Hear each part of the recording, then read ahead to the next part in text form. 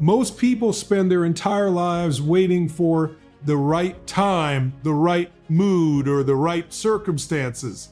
But I'm here to tell you that leaders don't wait, they create. If you are tired of living a life of shoulds and you are ready to demand a life of must, then stand up, lock in, and prepare to become mentally unstoppable.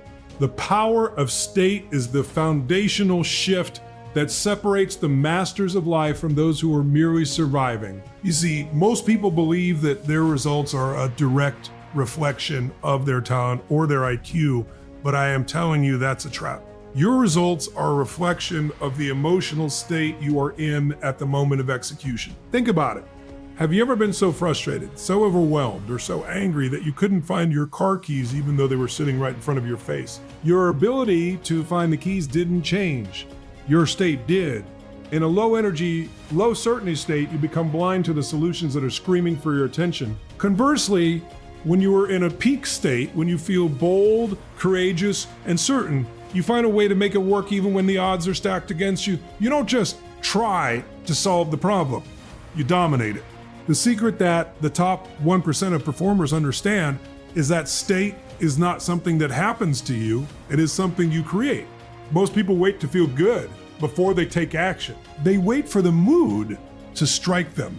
But if you wait to feel motivated to do the hard work, you've already lost the game. You have to learn to demand a peak state from your nervous system on command. This is done through a radical change in your physiology. You cannot feel depressed or defeated if you are breathing deeply, shoulders back, chin up, moving with a sense of power and speed. Your mind follows your body. If you want to be mentally unstoppable, you have to stop being a victim of your feelings and start being the commander of your biology. When you shift your state, you shift your entire world. Suddenly, obstacles look like opportunities. Rejection doesn't feel like a wall. It feels like feedback. You start to operate from a place of total certainty. This isn't a fake positive thinking exercise where you tell yourself everything is great when it's not. This is about generating the internal intensity required to break through whatever wall is in front of you.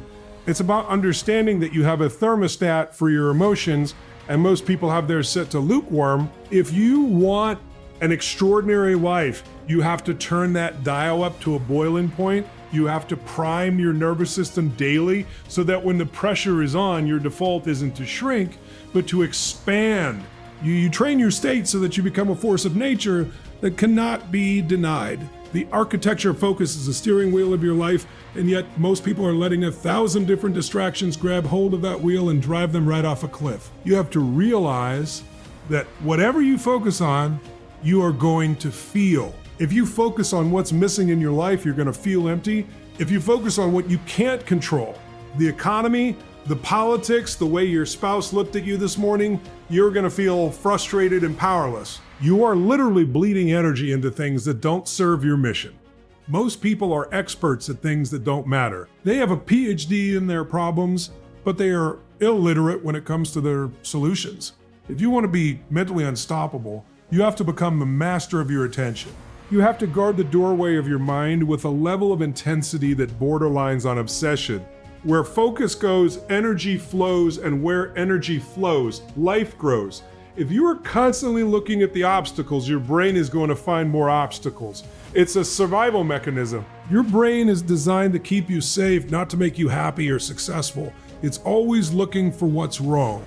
But to be a leader, to be a peak performer, you have to consciously override that biological drive. You have to direct your focus toward what you want, not what you fear. You have to ask yourself better questions. Most people ask, why does this always happen to me? Or what if I fail? Those are losing questions that lead to losing focus. You need to ask, how can I use this? Or what's the gift in this moment? The moment you change the question, you change the focus, then the moment you change the focus, and the moment you change the focus, your entire experience of reality shifts. This isn't just some intellectual concept. This is about your life's trajectory. Think about a race car driver.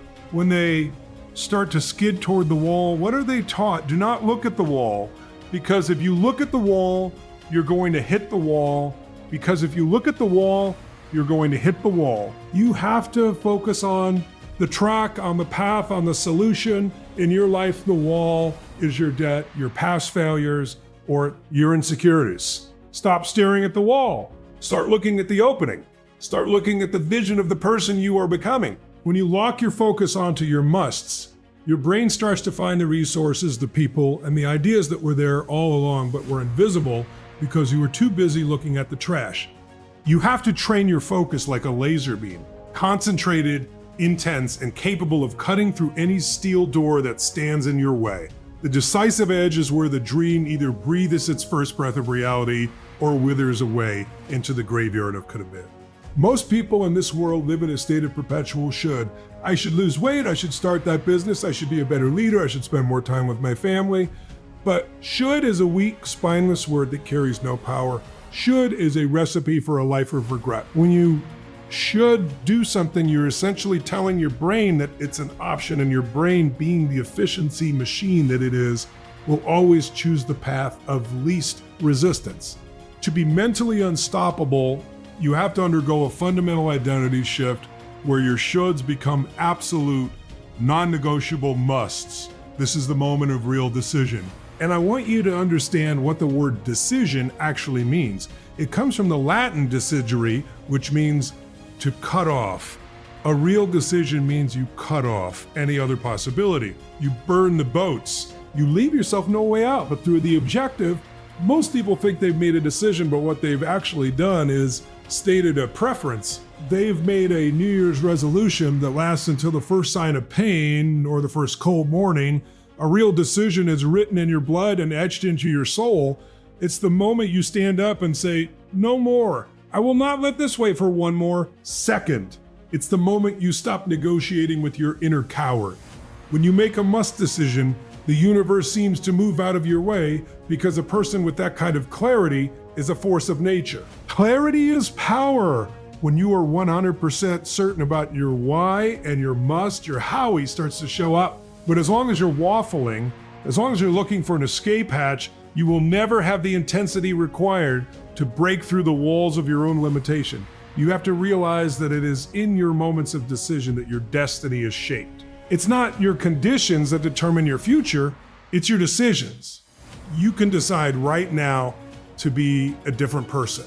You can decide right now that the past does not equal the future unless you live there. You can decide that you are the type of person who finishes what they start, who thrives under pressure, and who demands excellence from themselves even when no one is watching. That kind of decision doesn't take 10 years. It takes a split second of total commitment. It's an internal snap where the old version of you dies and the unstoppable version is born. This isn't about luck. It's about the sheer raw power of a human will that has decided to prevail. When you live from a place of must, you don't need motivation because you are driven by a hunger that never sleeps. Physiological priming is the ultimate shortcut, the cheat code to human excellence that most people completely ignore because they're too busy trying to think their way out of a hole. You've got to understand that your mind and your body are not two separate entities.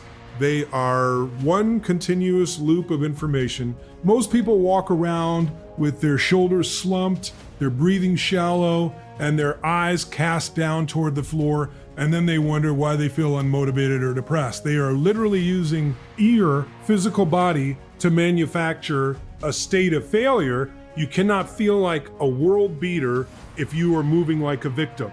Your physiology is the trigger for your biochemistry. If you want to change the way you feel, if you want to be mentally unstoppable, you don't start with your thoughts.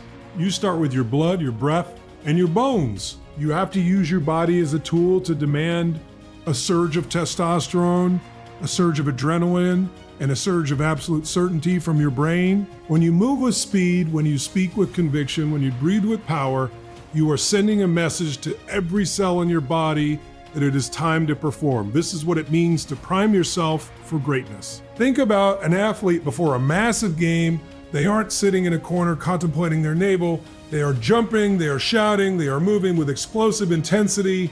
They are conditioning their nervous system to expect victory.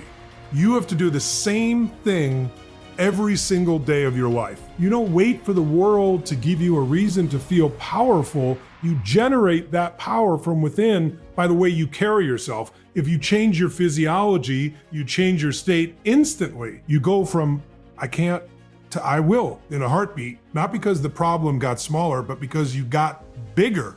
This is about developing a power move, a physical anchor that snaps you out of hesitation and into massive action. When you are under pressure, when the world is hitting you hard, that is the moment you must double down on your physiology. You stand taller, you move faster, and you breathe deeper.